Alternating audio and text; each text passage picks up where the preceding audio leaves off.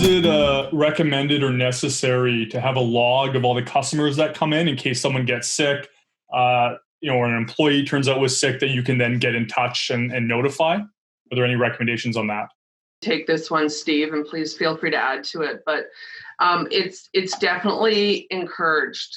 From our perspective, when we do a follow-up on somebody who's been ill, the more information we have available, the better our fan out and our information to any exposed can be, right? So if I know that Joe came into your winery at 2:00 and that your normal cleaning procedure has you cleaning at 4, then I can kind of go, okay, between 2 and 4, I need to contact the people that might have been in the winery during that time, as well as your winery, your employees. So it's really about trying to have good records, trying to record what you can. There's information on that, again, in the restaurant section. So what I know there's no specific guidance for wineries on WorkSafe BC right now.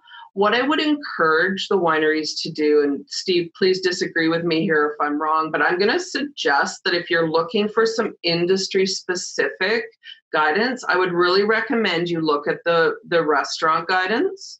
I think that's what you're closest to. So look at the industry-specific guidance for restaurants, because the health authorities a few years ago decided to issue food service permits to wineries. So I mean, we're treating you like a restaurant from our perspective. I had a follow-up question around the logs. Just if there's a recommended way to get for those visitor logs, if there's a recommended way to gather that information to do so safely.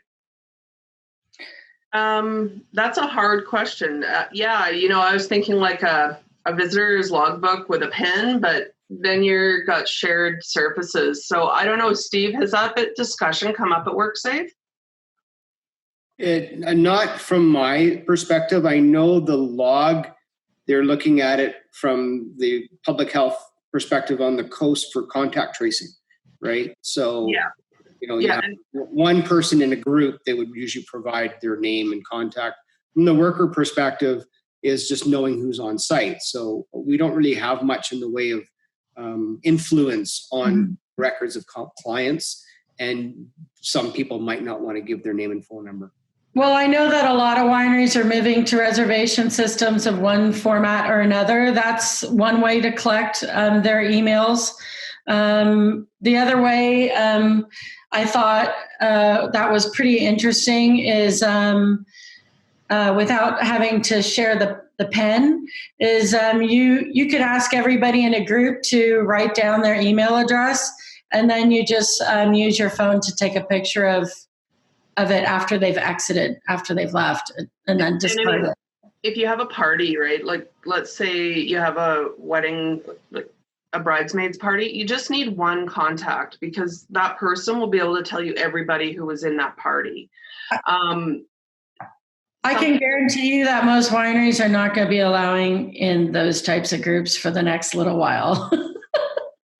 Something I did want to just really quickly mention, Sandra, is that public health and throughout the province, we're working on guidance documents to supplement kind of that public-facing side, right? So the tracing, going back to some of those normal procedures that you follow and risks that might be associated with what we're asking you to do. And then looking at it again from that public-facing side. So remembering that WorkSafe BC is really focused on employee safety and the worker safety, whereas we're looking at the public safety. So there will be guidance documents. They're going to be very similar and have a lot of the same components as what WorkSafe BC has come up with. But there might be some slight variations for dealing with the public. And my hope is that those will be out next week. And once those are out, I can commit to sending Sandra a link to those. I don't know if they'll be on our website, like the IH website. I suspect that they're going to be provincial. And so they will be on either BC CDC or the provincial restart plan site.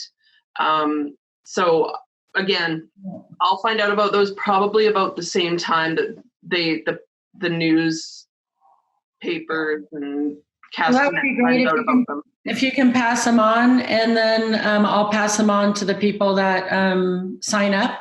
And then, because it was my understanding that the WorkSafe COVID documents or site, part of their website, Steve, already had quite a bit of input from the health authorities as well, integrated into it. So I guess, Jen, what you're talking about is probably just really, really specific things just for the public side, right? Just a few additions that, and again, a lot of it will be repetitive. A lot of it will be the same information, maybe from a slightly different lens. But and that's, I guess, why we haven't been panicked to get it out, is because we do feel like what WorkSafe has put in place is going to address the vast majority of the concerns and gives people enough to kind of digest for the moment. A couple of comments people made was, one, just have your staff for the visitor log, just have your staff write it down. So if you need that one name, just have a staff member, or else just get those little golf pencils that are easily disposable.